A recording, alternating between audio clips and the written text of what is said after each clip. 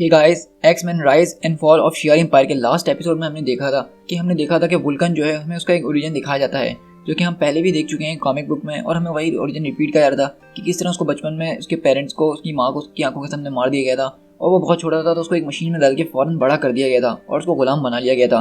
और ये सारे काम जो है एम्पायर डेकन ने किए थे, जो कि उस वक्त शियार के लोगों का हेड हुआ करता था, उनका राजा हुआ करता था। तो अब इसी का बदला लेने के लिए वुल्कन जो है वापसी शियार एम्पायर जा रहा है। और हम देखते हैं कि वो रास्ते में अपने जहाँ जहाँ जा रहा होता है वो पीछे के सारे स्टार गेट्स को तोड़ता हुआ जा रहा होता है, बर्बाद करता हुआ जा रहा होता है। और उसने बहुत सारे शियार के लोगों के ऊपर कब्जा कर लिया होता है और उनको अपना गुलाम बना लिया होता है। और वही लोग इसको अब जो है सीधा शियार एम्पायर की तरफ ले जा रहे होते हैं। और तभी हम देखते हैं कि वुल्कन को एक मैसेज मिलता है वार्निंग का, जो कि हम देखते हैं इंपीरियल गार्ड की तरफ से होता है। और उसमें हम देखते हैं कि जो ग्लैडिएटर होता है वो उसको खुली वार्निंग देता है कि जल्दी से सरेंडर कर दो वरना फिर हमारे गुस्से से निमट लो। और इसी तरह हम दूसरी तरफ देखते हैं कि चार्ल्स एक्जेवियर और उनकी टीम जो कि स्पेस में वुल्कन का पीछा करते हुए आ रहे होते हैं, उनके शिप का फ्यूल तो इसलिए शियार के स्टेशन पे रुकते हैं। लेकिन हमें ये पता चलता है कि उस शियार के स्टेशन पे सारे शियार के लोगों को मार दिया गया है और ये काम कर रहा था स्क्रल्स ने। और स्क्रल्स जो थे शियार के रूप में वहाँ पे घूम रहे थे और वो इन लोगों के ऊपर हमला कर देते हैं। लेकिन प्रोफेसर और उनकी टीम जो है उन स्क्रल के लोगों से बच जाते हैं और प्रोफेसर उनको अपने साथ जहाज में बिठा लेते हैं, जबकि वो दोनों शियार के लोग जो हैं प्रोफेसर को पहचान चुके थे।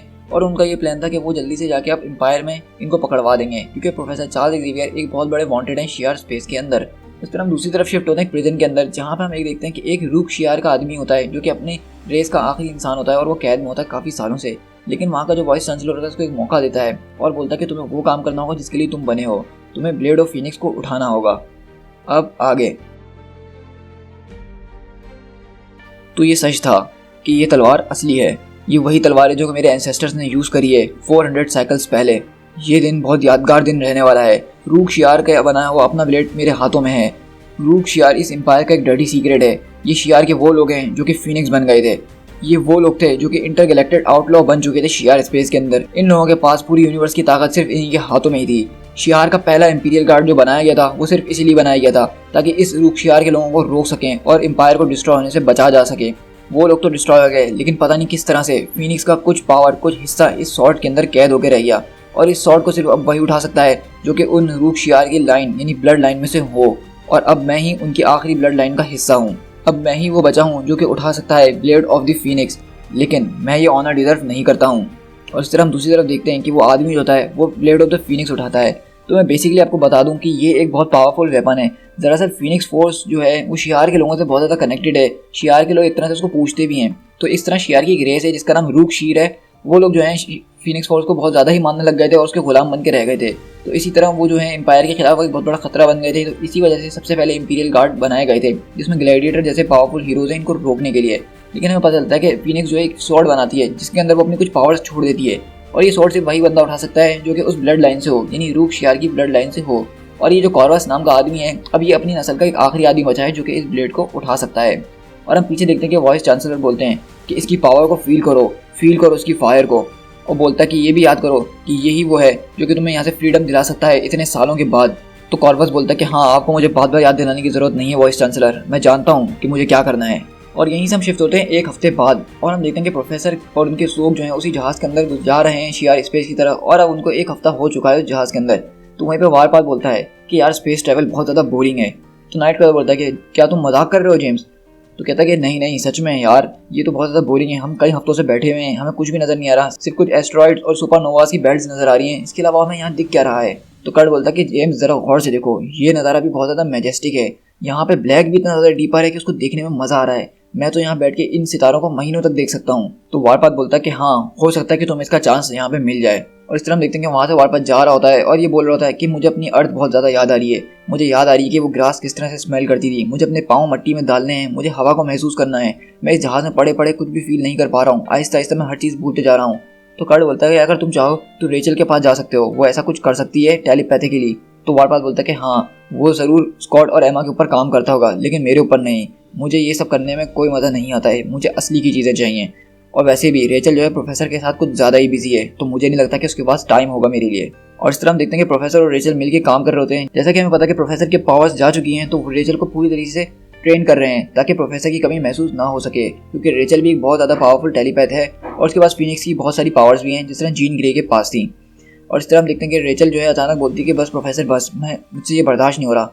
तो प्रोफेसर बोलता है कि मुझे माफ़ कर देना रेचल, लेकिन तुम्हें ये करना होगा और मैं समझा तुम इसमें मेरे साथ दे रही हो। तो बोलती कि हाँ, लेकिन मुझे अब ऐसा लग रहा है कि आप मुझसे कुछ ज़्यादा एक्सपेक्ट कर रहे हैं। मैं आपके साथ इतना ज़्यादा लिंकअप नहीं कर सकती हूँ, आपकी पावर्स, आपका माइंड बहुत ज़्यादा तेज़ है। और इस तरह से देखेंगे प्रोफेसर वहाँ से जा रहे होते हैं। तो रेचल बोलती है कि प्रोफेसर मेरा वो मतलब नहीं था, आप तो बुरा मान गए। मैं सिर्फ ये कह रही हूँ कि मुझे कुछ गड़बड़ ज़रूर लग रही है। वो जो शियार के लोगों को हमने पैसेंजर बना के जहाज़ में रख लिया है, मुझे लग रहा है कि वो आपकी आइडेंटिटी जान चुके हैं और वो जानबूझ के जो है ये सब छुपाने की कोशिश कर रहे हैं। मतलब मैं उनका दिमाग पढ़ रही हूँ तो मुझे बिल्कुल ब्लैंक नज़र आ रहा है और ऐसा लग रहा है कि उनको इस चीज़ की ट्रेनिंग दी गई है। तो प्रोफेसर बोलते हैं कि हाँ, ऐसा बिल्कुल हो सकता है।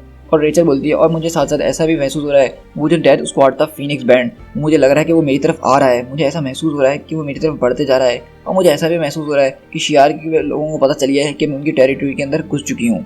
और मुझे ऐसा भी फील हो रहा है कि वो मुझे ट्रैक करने की पूरी कोशिश कर रहे हैं। और फिर यहीं से हम कॉर्वस के पास शिफ्ट होते हैं, जो कि हम देखते हैं इनको ट्रैक करते हुए इनके जहाज़ के पास आता है और कंप्यूटर को बोलता है कि कंप्यूटर मुझे स्टेल्थ मोड में ले जाओ, इन लोगों को पता ना चलना चाहिए कि मैं यहाँ पे इनका पीछा कर रहा हूँ।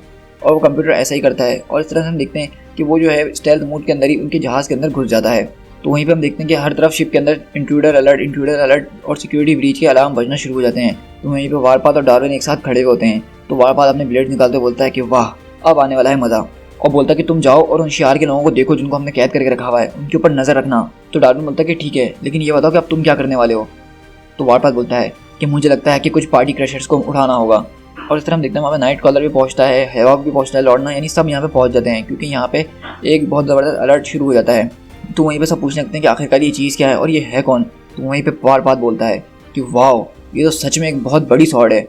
और हम देखते हैं कॉर्वस अपनी स्वॉर्ड लेकर आता है जहाज़ में और बोलता है कि रुक जाओ, मुझे तुम लोगों से कोई मसला नहीं है, मैं तुम लोगों को कोई हार्म नहीं पहुँचाऊँगा। मुझे सिर्फ उसकी तलाश है जिसको फीनिक्स ने टच किया है, और अगर तुम में से कोई भी मेरे और उसके बीच में आया तो मैं उससे भी निमट लूँगा। तो वहीं पर वारपाथ उसके ऊपर अटैक करता हुआ बोलता है अगर ऐसी बात है तो मुझसे निमट के दिखाओ फेदर हेड। और इस तरह हम देखते हैं कि जैसे ही कॉर्वस जो है अपनी तलवार इस्तेमाल करना शुरू करता है वारपाथ वगैरह के ऊपर, उसकी आवाज़ की वजह से जो है रेचल जो है परेशान होना शुरू हो जाती है, उसके सर में दर्द होना शुरू हो जाता है। क्योंकि एक तरह से देखा जाए तो रेचल के अंदर भी फीनिक्स फोर्स है और इस तलवार के अंदर भी एक फीनिक्स फोर्स का हिस्सा मौजूद है। और वहीं पे कॉर्वस उसको बोलता है कि तुम इस ब्लेड को हरा नहीं सकते हो, मेरी बात ज़रा गौर से सुन लो। और हम देखते हैं इस तरह लॉर्डना, नाइट कॉलर और हैवॉक उसकी तलवार लेने की पूरी कोशिश कर रहे होते हैं, लेकिन वो लोग नाकामयाब हो जाते हैं क्योंकि ये तलवार बहुत ज़्यादा पावरफुल थी और क्योंकि वो उसके हाथ में थी जो कि इसका सही हकदार है, तो ये तलवार और ज़्यादा पावरफुल बन चुकी थी। और वहीं पर हम देखते हैं कि वो पूरी की पूरी टीम को ढेर कर देता है और बोलता है कि मैंने तुम लोगों से कहा था कि मुझे ये सब करना नहीं है, लेकिन तुम लोगों ने मेरी एक नहीं सुनी। और दूसरी तरफ देखते हैं कि प्रोफेसर जहाज़ को कंट्रोल कर रहे होते हैं और पूछते हैं कि नाइट कॉलर मुझे रिपोर्ट करो, वहाँ पे हो क्या रहा है, कर्ट कम इन। और दूसरी तरफ से हम देखते हैं कि वो जो शियार के दो लोग थे वो प्रोफेसर के पास आते हैं। तो प्रोफेसर बोलते हैं कि तुम दोनों जल्दी से लोडिंग बे में जाओ और पता लगा के बताओ कि वहाँ पे क्या हो रहा है। लेकिन वो शियार के आदमी बोलते हैं कि नहीं, हम ऐसा कुछ भी नहीं करने वाले। और वो एक गन निकालते हैं और प्रोफेसर की तरफ पॉइंट करते हुए बोलते हैं कि चार्ल्स एक्जेवियर, तुम एक ट्रेडर हो हमारे इम्पीरियम के लिए। और वहीं पे हम देखते हैं नीचे रेचल पड़ी हुई होती है, उसके सर में बहुत दर्द हो रहा होता है और बोलती है कि डैम, ये तो बहुत ज़ोर से हर्ट करता है, ये आखिरकार क्या चीज़ थी। तो वहाँ से पीछे आवाज़ आती है कि मुझे लगता है कि ये मैं था रेचल ग्रे, मेरा ब्लेड और तुम, ये दोनों आपस में लिंक्ड हैं। और रेचल उठते हुए बोलती है तो वो तुम ही हो जो हमारे पीछा कर रहा था, मुझे फील हो ही रहा था, और इस बार तुम फिर दोबारा से अकेला आए हो, उन लोगों ने मुझे फिर से अंडर एस्टिमेट करा। और इस तरह हम देखते हैं रेचल एक बहुत ज़बरदस्त फीनिक्स ब्लास्ट मारती है कॉर्वस की तरफ और वो परेशान होते हुए पूछता है कि ये आखिरकार क्या चीज़ थी। तो रेचल उड़ते हुए बोलती है कि ये टेलीकिनेसिस है और मुझे तुम्हें छूने की ज़रूरत नहीं है, तुम्हें हर्ट करने के लिए, ना ही तुम्हारी उस सड़ी हुई सॉर्ट के करीब आने की ज़रूरत है। और हम वहीं पे देखते हैं कि कॉर्वस उठता है और बोलता है कि मैं उम्मीद करता हूँ कि ये इतना ज़्यादा सिंपल होता है, लेकिन। और दूसरे पर वो सॉर्ट से अटैक करता है रेचल की तरफ, जिसमें से एक ब्लास्ट निकलता है और रेचल को बहुत ज़ोर से जाके लगता है। और हम देखते हैं कि वो रेचल के सामने खड़ा हुआ उसके ऊपर हमला कर रहा होता है उसको मारने के लिए, और बोलता है कि मुझे माफ़ कर देना इसके लिए। लेकिन हम देखते हैं कि वो जैसे ही रेचल के ऊपर शॉट मारता है तो रेचल अपने हाथों से शॉट को पकड़ लेती है। और हम यहाँ पे देखते हैं कि जैसी रेचल जो है उस शॉट को हाथ लगाती है तो बेसिकली उसकी सारी मेमोरी, उसके सारे फ्लैशबैक्स उसके सामने आ जाते हैं। मतलब जो कॉर्वस होता है उसको हर चीज़ दिख रही होती है, और साथ में हम देख सकते हैं कि कॉर्वस की जो पुरानी मेमोरीज है वो भी यहाँ पे शेयर, यानी इन दोनों का दिमाग आपस में कनेक्टेड हो जाता है जैसे ये फीनिक्स फोर्स एक दूसरे से टकराती है। और वहीं पर वो अपना ब्लेड पीछे करता है और चिल्लाता है कि नहीं, ऐसा नहीं हो सकता, तुमने मेरी तलवार को इतना वीक कैसे कर दिया, तुमने इसकी पावर अपने अंदर कैसे ली। और हम देखते हैं वहाँ पर रेचल गिरी भी होती है क्योंकि उसकी पहले फीनिक्स फोर्स की एनर्जी येलो कलर की होती थी, अब वो उसकी ब्लेड की कलर ब्लू जैसी हो रही है और ग्लो करते हुए बोलती है कि नहीं, मैंने उससे नहीं ली, बल्कि उसने मुझसे पावर ली हुई थी। और रेचल मुस्कुराते हुए बोलती है कि तुम्हें पता है ना कि फीनिक्स मुझे जानती है, वो मुझे पसंद करती है। और हम देखते हैं कि रेचल उसके दिमाग पर हाथ लगाते हुए बोलती है कि ज़रा सीधे रहो, तुम्हारे अंदर जो इम्प्लांट लगा है वो तुम्हारा दिमाग उड़ा सकता है, मुझे उसको ठीक करने दो। और वो हम देखते हैं कि इस तरह से उसका जो दिमाग के अंदर इम्प्लांट लगा होता है उसको वो ठीक कर देती है। और वो अपनी तलवार वापसी रखते हुए बोलता है कि मैं यहाँ पर तुम्हें मारने के लिए आया था और तुमने मेरी जान बचा ली। तो रेचल बोलती है कि मैंने तुम्हारे बारे में हर चीज़ देख ली है, तुम आखिरी इंसान बचे हो रूख शियार के लोगों के, और मैं ये जानती हूँ कि अगर तुमने आज मुझे मार दिया होता तो तुम उसके साथ ज़िंदगी भर ना जी पाते। और वो बोलता है कि हाँ मुझे भी कुछ ऐसा ही लगता है, और हम दोनों एक दूसरे से कितने मिलते जुलते हैं। और इस तरह से हम देखते हैं कि कॉर्वस ये जहाज़ के अंदर होता है, वो ऑटो पायलट के जरिए वहाँ से वापसी निकल जाता है। और कॉर्वस चिल्लाता है कि नहीं, मेरा जहाज़ यहाँ से कैसे निकल सकता है। तो वहीं पर कॉर्वस बोलता है कि मेरा जहाज़ यहाँ से टेक ऑफ कैसे कर सकता है, ये पॉसिबल नहीं है, तुम्हारे लोग ज़रूर उसके अंदर घुसे होंगे। तो वहीं पर रेचल बोलती है कि प्रोफेसर। तो वो कॉर्वस बोलते हैं कि कौन। तो रेचल बोलती है जरा खामोश हो जाओ, खामोश हो जाओ, मैं उनको ढूंढने की कोशिश कर रही हूँ। और हम देखते हैं रेचल एकदम बोलती है कि नहीं, ऐसा नहीं हो सकता, वो लोग उसको ले गए, वो लोग चार्ल्स को अपने साथ ले गए। मतलब हमने देखा था कि वो जो 2 लोग शियार के थे वो चार्ल्स एक्सेवियर को गन पॉइंट के जरिए उस जहाज़ के अंदर ले गए जिसके अंदर कॉर्वस आया था, और वो सीधा यहाँ से आपको पता है कि शियार एम्पायर ले जाएंगे। और इस तरह हम देखते हैं कि वो जहाज़ जो है उनके जहाज़ से बहुत दूर जा रहा होता है। लेकिन मज़े की बात यहाँ पे ये होती है कि उस जहाज़ के अंदर जिसमें चार्ल्स एक्सेवियर जा रहे होते हैं उसके पीछे डार्विन लटकता हुआ जा रहा होता है। ये है वुल्कन, और ये यहाँ पे बदला लेने आया है शियार एम्पायर से। इसने हफ्तों की स्टडीज़ करी है सिर्फ ये जानने में कि इनकी हिस्ट्री क्या है, इनका कल्चर क्या है। इसने हफ्ते लगा दिए कि ताकि वो एक परफेक्ट प्लान बना सके, एक ऐसा प्लान जो कि डिफेट कर सके इम्पीरियल गार्ड को। लेकिन जैसा कि अब हम देख सकते हैं कि वो चीज़ें अकॉर्डिंग टू द प्लान नहीं जा रही हैं। और यहाँ पे हम देखते हैं कि जैसा कि हमने लास्ट एपिसोड में छोड़ा था कि इम्पीरियल गार्ड के लोग जो हैं वुल्कन से सामना करने के लिए आ रहे होते हैं, तो अब हम बिल्कुल वही देखते हैं कि यहाँ पे इम्पीरियल गार्ड की पूरी टीम पहुंची हुई है और वुल्कन अकेले उन सब का सामना कर रहा है। और मैं आपको बता दूं कि ये इम्पीरियल गार्ड की टीम जो है ये बहुत ज़्यादा पावरफुल टीम है, इसके सारे मेंबर्स बहुत ही ज़्यादा पावरफुल हैं। खासतौर पर जो उसका लीडर ग्लैडिएटर है वो बहुत ही ज़्यादा पावरफुल है। और इस तरह हम देखते हैं कि वहाँ पीछे से उसकी एक मेंबर अटैक करती है और बोलती है कि तुम यहाँ से कहीं नहीं जाने वाले अर्थर, और ये तुम्हारा आखिरी स्टैंड है। और हम देखते हैं कि वो वुल्कन के अंदर से फेस होते हुए चले जाती है। और वहीं पर हम देखते हैं कि इनकी टीम की एक औरत यानी इम्पल्स जो है वो वहाँ पे तड़प रही होती है। तो ग्लैडिएटर वहाँ पे आके बोलता है वुल्कन से, जो कि घुटनों में बैठा होता है, कि ये मेरा आखिरी सोल्जर था जिसको तुमने मारा है, अब सरेंडर कर दो तो हो सकता है कि तुम शायद जी सको। तो वहीं पे वुल्कन बोलता है कि मेरे पास एक और बहुत ज़बरदस्त आइडिया है ग्लैडिएटर, क्यों ना तुम सरेंडर कर दो और मैं प्रॉमिस करता हूँ कि मैं तुम्हारे सारे लोगों को नहीं मारूंगा। और हम देखते हैं कि वुल्कन एक बहुत ज़ोरदार ब्लास्ट मारता है ग्लैडिएटर की तरफ, जो कि बहुत दूर उड़ के जाता है। और वुल्कन जो है उठता है वहाँ से और उसकी पूरी बॉडी एनर्जी से ग्लो कर रही होती है। वहीं पे ग्लैडिएटर बोलता है कि कॉस्मो और न्यूट्रॉन टाइटन को छोड़ दो, उसकी फिक्र करना छोड़ दो और इस स्टार किलिंग बास्टर्ड को मार गिराओ। और हम यहाँ से उसी जहाज के अंदर शिफ्ट होते हैं जिसमें जो है वुल्कन बैठकर आ रहा था, और उस जहाज का कैप्टन जो है वॉइस चांसलर से बात कर रहा होता है, मतलब अपने लोगों से बात कर रहा होता है और उनको पूरी सिचुएशन बता रहा होता है कि किस तरह से वुल्कन ने इनके ऊपर कब्जा करा और वो यहाँ क्या करने आया है। और वो बोलता है कि वॉइस चांसलर मैं एग्जैक्टली आपसे यही कहने की कोशिश कर रहा हूँ। और उनको बोलता है वॉइस चांसलर को कि अगर उसको वहाँ पे नहीं मारा गया नीचे तो उसके बाद हमें शायद हो सकता है कि कोई चांस ना मिले। तो वहीं पर वॉइस चांसलर बोलते हैं कि ऐसा कोई चांस ही नहीं है कि उसको इम्पीरियल गार्ड की टीम डिफेट ना कर सके। तो वो बोलता है कि सर आप समझ नहीं रहे कि वो बहुत ज़्यादा पावरफुल है, मैंने उसको देखा है लड़ते हुए, मैंने उसकी ताकत को देखा है, लेकिन मैंने एक बात का पूरा ख्याल रखा था कि मैं उसको उन लोगों की पूरी इन्फॉर्मेशन नहीं दूँ, और इसी की वजह से वो उनके लिए अनप्रिपेयर्ड है, उसको अंदाज़ा ही नहीं है कि आखिरकार वो किस चीज़ के खिलाफ खड़ा है। और वो कैप्टन बोलता है कि मैंने उसका चेहरा देखा था जब ग्लैडिएटर ने उसका जहाज़ फाड़ा और उसमें से निकाल के उसको एक आधे मरे हुए मून पे फेंका था, मैंने उसका चेहरा देखा था उस वक्त। वहाँ पे वॉइस चांसलर बोलता है तो इसका मतलब तो ये है कि हमें जिस चीज़ की ज़रूरत थी वो हमें मिल चुका है कैप्टन, और मुझे पता है कि इस पावरफुल अर्थर को कहाँ फेंकना है, कौन से सेल के अंदर फेंकना है जो कि ग्रेट ड्रैगन से लड़ने के लिए आया था। और वहीं पे वो कैप्टन बोलता है कि सर बिल्कुल मैं भी यही उम्मीद करता हूँ कि ट्रू एम्पायर दोबारा से उठ खड़ा हो। तो वहीं पे वाइस चांसलर बोलता है कि हाँ हम में से बहुत सौ की यही एक उम्मीद है, और मैं वहाँ पे एक टीम भेज रहा हूँ तुम लोगों को और जो लोग बचे कुछ हैं उनको बचाने के लिए, और हम लोग जो हैं दोबारा बात ज़रूर करेंगे। तो कैप्टन बोलता है कि जैसा आप कहें वॉइस चांसलर। और वहीं पे हम एक देखते हैं कि एक आर्टिफिशियल इंटेलिजेंस वॉइस चांसलर की तरफ आता है, वो पूछता है कि आपका क्या हुक्म है। तो बोलता है कि मुझे ग्लैडिएटर से डायरेक्ट कांटेक्ट करवाओ, उसके इम्प्लांट के अंदर ये ट्रांसमिट करो कि ये कोड हेक्टर प्रायोरिटी है। और इस तरह हम देख रहे होते हैं कि वहाँ पे जो 2 मेंबर थे जिसका नाम कॉस्मो और न्यूट्रॉन था, वो दोनों लोग वुल्कन को बहुत ज़बरदस्त तरीके से पीट रहे होते हैं, उसको अपने टांगों से कुचल रहे होते हैं और बोलते हैं कि ये महसूस करो मर्डरर, ये है असली पावर। और हम देखते हैं कि वो दोनों मिलके उसको एक के बाद एक बहुत ज़ोरदार पंच मार रहे होते हैं। तो वहीं पे वुल्कन नीचे पड़ा हुआ होता है जिसके मुंह से खून बह रहा होता है और बोलता है कि तुम्हें कोई आइडिया नहीं है कि मैं कौन हूँ, तुम्हें जो करना है कर लो, जितना मारना है मुझे मार लो, लेकिन ये बात मत भूलना कि मैं सिर्फ उसी को कंट्रोल कर सकता हूँ जो कि मेरे अंदर है। और इस तरह हम देखते हैं कि वुल्कन अपनी पावर का कुछ हिस्सा जो है उनके अंदर डाल देता है और उनको अंदर से ही जला रहा होता है, उनको अंदर से ही उस आग को कंट्रोल कर रहा होता है। मतलब जो पावर्स उसके पास हैं जिसके जरिए वो एनर्जी मैनिपुलेट करता है, वो एनर्जी उनके अंदर डाल के और उनके अंदर से मैनिपुलेट कर रहा होता है। और इस तरह हम देखते हैं कि यहाँ पे जो है इंपीरियल गार्ड के 2 और मेंबर ज़मीन पे लेट जाते हैं। तो वहीं पे ग्लैडिएटर पूछता है कि मेंटर आपके पास क्या प्लान है। तो बोलते हैं कि हाँ मुझे मिल चुका है, उसका माइंड उसकी वीकनेस है, ओरेकल नाइट साइड, तुम्हें पता है कि तुम लोगों को क्या करना है। और इस तरह हम देखते हैं कि ओरेकल और नाइट साइड जो उनके टीम मेंबर होते हैं वो उसके ऊपर उड़ते हुए आ रहे होते हैं उसकी तरफ, और बेसिकली हम देखते हैं कि वो उसके ब्रेन के अंदर कुछ इल्यूजन्स वगैरह डाल देते हैं क्योंकि मेंटर ने बताया कि उसका ब्रेन जो है बहुत ज़्यादा वीक है, हम उसको उसी के ब्रेन के जरिए हरा सकते हैं। और हम देखते हैं कि अचानक जो है वुल्कन के चारों तरफ अंधेरा शुरू हो जाता है और आवाज़ आती है कि वेलकम, ये है तुम्हारा नाइटमेयर अर्थर। और वुल्कन चिल्लाता है कि ये आखिरकार क्या है, तुम्हें क्या लगता है कि डार्कनेस जो है तुम लोगों को बचा सकती है? और वहीं पे उसके दिमाग में ये आवाज़ें चल रही होती हैं कि हम तुम्हें देख सकते हैं गैब्रियल समर्स, हम सब तुम्हें देख सकते हैं, हम देख सकते हैं कि तुम कौन हो। तुम सिर्फ एक लोनली, फ्राइटनेड और एक ऐसे बच्चे हो जिसको बचपन में उसकी माँ के पेट से निकाल लिया गया था और वो पूरी तरह पैदा भी नहीं हुआ था। उसको ये भी नहीं पता कि उसकी माँ दिखती कैसी थी, उसकी माँ ने कभी उसको छुआ नहीं, वो हमेशा डरता था, वो हमेशा अकेला था। तो बेसिकली हम यहाँ पे देखते हैं कि ओरेकल और नाइट साइड जो है उसके दिमाग के अंदर घुस के उसकी पुरानी मेमोरीज को खरोच रहे होते हैं ताकि इसके जरिए वो भड़क जाए और कोई गलत कदम उठा ले। और इस तरह हम उसके दिमाग में देखते हैं कि उसी के छोटे प्रोजेक्शन आ रहे होते हैं जब वो छोटा था, और वो यही बोल रहे थे कि ये वॉइड तुम्हारे बारे में हर चीज़ जानता है, क्योंकि ये वॉइड तुम ही हो, और हम सब ये भी जानते हैं कि तुम अभी भी सिर्फ एक बच्चे ही हो। तो हम वहीं पे देखते हैं कि वुल्कन एकदम गुस्से में आता है और बोलता है कि थैंक्स, 1 मिनट के लिए तो तुम लोगों ने मुझे हरा ही दिया था, लेकिन मैं ये जानता हूँ कि ये कैसा लगता है जब कोई किसी के दिमाग के अंदर घुसा हुआ हो, तो ये चाल मुझ पे नहीं चलने वाली। और क्योंकि हमें पता है कि चार्ल्स एक्जेवियर पहले वुल्कन के साथ ये सब कर चुके हैं, तो उसको पता है कि इस तरह के जाल से किस तरह निकला जा सकता है। और इस तरह हम देखते हैं कि वुल्कन जो है अपने उस जाल से बाहर निकलता है और वो जो मेंटर होता है उसके ऊपर हमला करते हुए बोलता है, मैं एक उम्मीद करता हूँ कि तुम अभी भी उसके दिमाग के साथ जुड़े हुए हो। और वो एक बहुत जोरदार ब्लास्ट मारता है मेंटर की तरफ और वो बहुत बुरी तरीके से चिल्ला रहा होता है।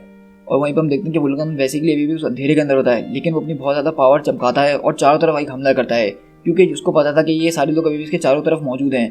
तो जैसे ही ये अपनी एनर्जी रिलीज़ करता है तो वो सारी एनर्जी उनसे जाकर टकराती है और उनकी जो कॉन्सेंट्रेशन उसके ऊपर बनी हुई होती है वो टूट जाती है। और वहीं पे वुल्कन खड़ा होते हुए बोलता है कि पैथेटिक, क्या तुम लोग सिर्फ यही कर सकते हो? बढ़िया, तुम लोग मेरे दिमाग के साथ छेड़छाड़ कर रहे थे, मुझे और ज़्यादा गुस्सा दिलाने की कोशिश कर रहे हो। वहीं पे ग्लैडिएटर उठता हुआ उसकी तरफ आता है और गुस्से में बोलता है कि बच्चे, तुम्हें ओरेकल और हॉबगॉब्लिन से हार मान लेनी चाहिए थी, क्योंकि मैं तुम्हें ये गारंटी से कह सकता हूँ कि वो मेंटल ट्रीटमेंट जो था वो तुम्हारे लिए काफ़ी ज़्यादा बेहतर था, क्योंकि अब जो मैं तुम्हारे पास पेन लाने वाला हूँ वो तुम बर्दाश्त नहीं कर पाओगे। और वहीं पे हम देखते हैं कि वुल्कन उसके ऊपर अटैक करता है और बोलता है साथ में कि ये कैसे हो रहा है, मैं तुम्हें टच क्यों नहीं कर पा रहा। तो ग्लैडिएटर वहाँ पे बोलता हुआ है, क्योंकि मैं समझता हूँ कि मैं अनटचेबल हूँ। और इस तरह हम देखते हैं कि वो वुल्कन को एक बहुत ज़ोरदार पंच मारता है और वो बहुत दूर जाके गिरता है। और हम देखते हैं कि जब वुल्कन वहाँ पड़ा होता है उसकी आंख और नाक से खून निकल रहा होता है और बोलता है कि नहीं, ये तुमने कैसे किया, ये तुम कैसे कर सकते हो। लेकिन वहीं पे ग्लैडिएटर आता है, उसकी एक नहीं सुनता और उसके मुंह पे एक और पंच मारते हुए बोलता है कि मैंने वही करा जो मुझे करना चाहिए था। और इस तरह हम देखते हैं कि वुल्कन यहाँ पे ठंडा पड़ चुका होता है और यहाँ का जो नज़ारा होता है वो वाकई बहुत ज़्यादा ज़बरदस्त होता है, क्योंकि हम देखते हैं तकरीबन पूरी की पूरी टीम जो होती है इंपीरियल गार्ड की वो ठंडी पड़ चुकी होती है, सिर्फ ग्लैडिएटर और कुछ लोग ही खड़े होते हैं। तो ग्लैडिएटर बोलता है कि इसको जल्दी से चेन में बांधो और मेडिकल बे पे ले जाओ और हमारे लिए ट्रांसपोर्ट मंगवाई जाए। वहीं पे हम देखते हैं कि उसकी टीम में आते हुए बोलती है, क्या तुम्हारा दिमाग ख़राब हो गया है, क्या हम इसको जिंदा वहाँ पे ले जाएं? तुमने देखा ना कि आखिरकार ये क्या क्या कर सकता है। तो ग्लैडिएटर बोलता है कि इसको कस्टडी में लिया जाएगा और यही ऑर्डर हमें मिले हैं। और वहीं पे मेंटर बोलता है कि अभी फ़ौरन पावर लीचेस लाए जाएं जो कि इसकी सारी एनर्जीज को चूस लेंगी और इसको न्यूट्रलाइज कर देंगी, जो कि इसकी सारी म्यूटेंट एबिलिटीज़ को न्यूट्रलाइज कर देंगी, वो अभी लाई जाएं। तो वहीं पे मेंटर पूछता है, क्या तुमने ओरेकल का मेंटल स्कैन देखा? तो ग्लैडिएटर बोलता है कि हाँ, और ये पागल का बच्चा उसी का बेटा है जो कि यहाँ का भगोड़ा है, कॉर्सेयर। और वो बोलता है कि जल्दी से एक रिपोर्ट बनाओ वाइस चांसलर के लिए और उनको बता दो कि हो सकता है कि एक्स-मेन ज़्यादा दूर ना हो, वो यहाँ किसी भी टाइम पहुँच सकते हैं। और यहाँ से हम दोबारा शिफ्ट होते हैं 5 गेम के थर्ड मून के ऊपर, जो कि हाई सिक्योरिटी प्रिजन है शियार स्पेस के अंदर। और यहाँ पे हम इसके सबसे ज़्यादा डीपेस्ट लेवल में आ चुके हैं। यहाँ पे सिर्फ उन्हीं कैदियों को रखा जाता है जो कि सबसे ज़्यादा खतरनाक हो एम्पायर के लिए, और ये सिर्फ कुछ ही हैं। और हम यहाँ पे देख सकते हैं कि वुल्कन को यहाँ पे लाया जा रहा है और ये वही सेल हैं जहाँ पे दिन और रात का कुछ पता नहीं चलता। और ये हाल अब वुल्कन का भी होने वाला था। उसकी एक आंख खराब हो गई थी उस लड़ाई के अंदर और उसको रिप्लेस कर दिया गया एक सिंथेटिक आई से। और वैसे भी यहाँ पे कोई लाइट तो है नहीं जिसको वो देख सके, लेकिन वो अपनी फिंगर टिप से मुसलसल अपने स्कार के ऊपर हाथ फेरता रहता है और वो याद करता रहता है कि वो उसकी फेलियर थी। और जैसा कि उसके गले में एक डिवाइस लगाई गई है जो कि उसकी सारी एनर्जीज को खींच के रख रही है, उसके सेंसेस को बर्बाद करके रखा हुआ है, उसकी सारी सोर्स ऑफ एनर्जी को उससे कट करके रखा हुआ है। इसी ने जो है उसको ट्रैप करके रख दिया है ड्रीम्स और डार्कनेस के बीच में। और इसी तरह हम देख रहे होते हैं कि उस प्रिजन के अंदर जो है वुल्कन को अपने ही बचपन की तस्वीरें नजर आ रही होती हैं, जो कि उसको बार बार यही याद दिला रहा होता है कि किस तरह से वो हार गया और किस तरह से वो सारे लोग सही थे। और हम यहाँ बेसिकली देख रहे होते हैं कि वो जो उसके दिमाग के अंदर आदमी घुसा होता है, यानी कि वो जो उसके दिमाग के अंदर ख्यालात आ रहे होते हैं, तो वो बच्चा बेसिकली बोलता है कि मैंने पता लगा लिया कि तुम्हारी बर्थडे कब है और इसके जरिए मैंने तुम्हारी एज भी पता लगाने की कोशिश करी है। तो सबसे पहले तो वो ईयर्स को सब्ट्रैक्ट कर दो जो ईयर तुम जो हो उस एस्टेरॉइड के अंदर फंसे हुए थे, मतलब सिर्फ जिंदा नहीं थे और तुम वहाँ पे मर चुके थे और स्पेस के अंदर घूम रहे थे। और साथ में उन ईयर्स को भी डिटेक्ट कर दो जब शियार ने तुम्हें बड़ा करने की कोशिश करी। तो कुछ डेसिमल पॉइंट्स को कैरी करते हुए मैं ये अंदाज़ा लगा सकता हूँ कि तुम तकरीबन 15 साल के हो गए, या फिर और अगर मैच्योर वाइज सोचा जाए तो मेरे ख्याल में तुम सिर्फ 13 साल के ही हो गए। मतलब उसको यहाँ बताने की कोशिश कर रहा है कि जैसे कि वुल्कन जो है शुरू से बाप बन रहा था सबका, तो वो इसको यहाँ पर ये बता रहा है कि तुम कोई बाप नहीं हो किसी के, तुम सिर्फ एक बच्चे ही हो और उसके दिमाग में सिर्फ नफरत भरी हुई है जिसके जरिए वो ये सब कर रहा है। तो बेसिकली शियार के लोग जो है इसको मेंटली डिप्रेस्ड कर रहे हैं ताकि वो अब कोई और गलत कदम इस तरह का ना उठाए। और वो बोलता है कि तुम वाकई में ऐसे इंसान हो जो कि ऐसा सोचता है कि वो बड़ा हो गया हो, लेकिन वो एक असल में एक वीक इंसान है।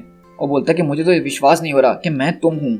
तो वुल्कन बोलता है कि बस यहाँ से चले जाओ, मुझसे कोई बात नहीं करो। तो वो बच्चा बोलता है कि तुम यहाँ से चले जाओ। बहुत दिनों के बाद, बहुत हफ्तों के बाद कभी उसके सेल का दरवाजा खुलता था और कोई सोल्जर अंदर इंटर होता था।